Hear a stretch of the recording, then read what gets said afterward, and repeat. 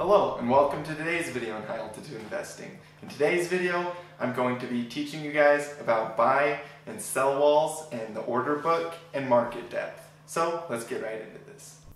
Alright, so I'm on Poloniex and I am looking right now at the order book. This is just a list of all of the buy and sell orders currently, or the bids and the ask prices. You can see how much volume in Bitcoin there is at certain prices. So that's how many people have orders open at those prices in both the sell orders or the buy orders area. And then there's a market depth, which is a visual representation of all of those orders based on the amount of Bitcoin and the price that the order is in. So if we look here, you can actually see areas that have what are called buy walls.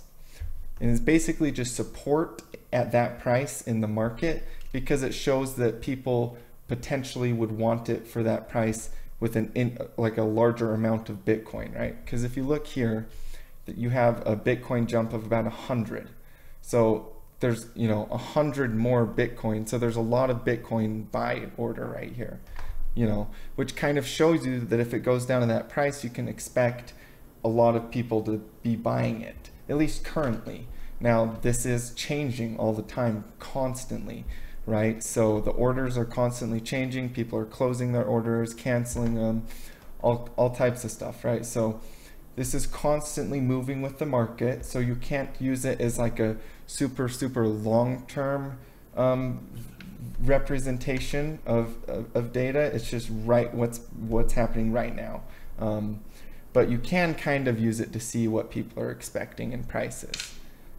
So a couple things that I wanted to point out is that the market depth basically is a good indicator of liquidity in markets. So if there's a lot of buy and sell orders and a lot of people willing to exchange, then that shows a liquid market because there's a lot of liquidity, a lot of money and volume and value inside of it. So you can kind of see that inside of the market depth.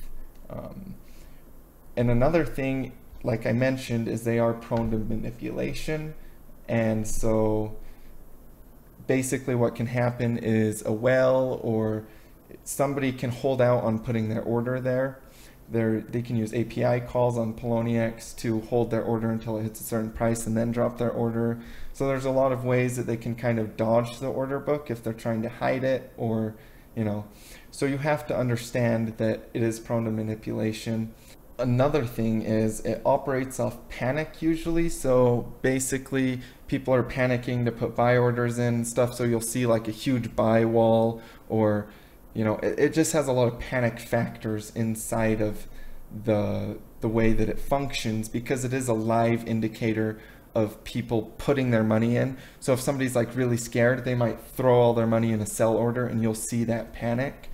So you have to be mindful of the emotion behind the order book, because it is a very, there's other people literally filling these orders on the other side of a computer, and their orders are completely prone to their emotions.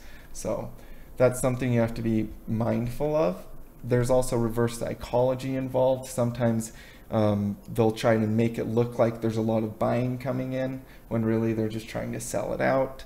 So you have to understand that it can be very deceptive. I personally do not use the order book for anything more than just seeing if there's for anything more than just like some buy walls to back check support and resistance.